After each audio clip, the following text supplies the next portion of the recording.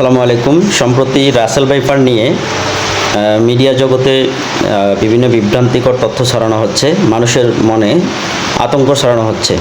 আপনারা জানেন যে রাসেল ভাইপার নিয়ে ইদানিং যে তথ্যগুলো হচ্ছে সেগুলো হচ্ছে রাসেল ভাইপার নাকি আপনার দূর থেকে মানুষ দেখলে দৌড়ে গিয়ে পাগলা কুত্তার মতো কামড় মারে এবং এর নাকি কোনো অ্যান্টিভেনম তৈরি হয়নি।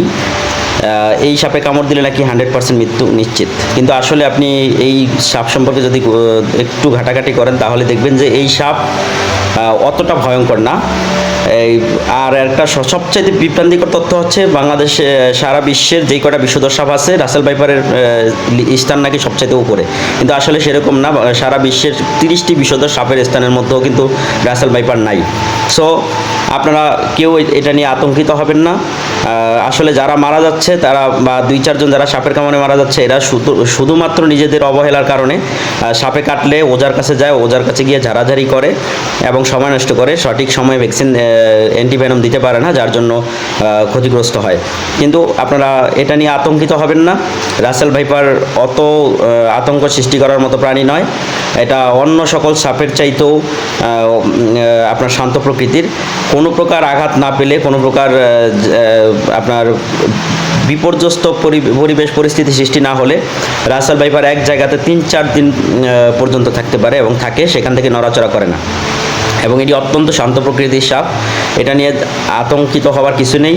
যদি কাউকে এরকম সাপে কাটে তাহলে আপনারা আতঙ্কিত না হয়ে নিকটস্থ হাসপাতালে তাড়াতাড়ি যাবেন এবং সেটার অ্যান্টিভেনম দিবেন। আশা করি খুব তাড়াতাড়ি সুস্থ হয়ে যাবেন ইনশাআল্লাহ।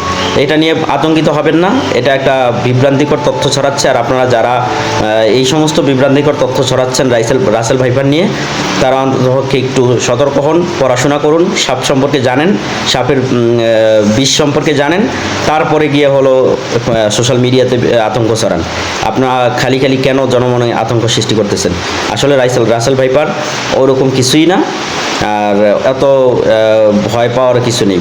সতর্ক থাকা ভালো, সতর্ক থাকবেন। তাই বলে সাপে কামড় দিলে ওজার কাছে যাবেন, ঝাড়ফুঁক করে সময় নষ্ট করবেন, অ্যান্টিভেনম দিবেন না, এটা যেন না হয়। অবশ্যই আতঙ্কিত হবেন না, যত দ্রুত সম্ভব হাসপাতালে যাবেন এবং আতঙ্কিত হওয়ার কোনো কারণই নেই। এটি অত্যন্ত নিরীহ প্রকৃতির সাপ। সবাই ভালো থাকবেন, সুস্থ থাকবেন, সতর্ক থাকবেন।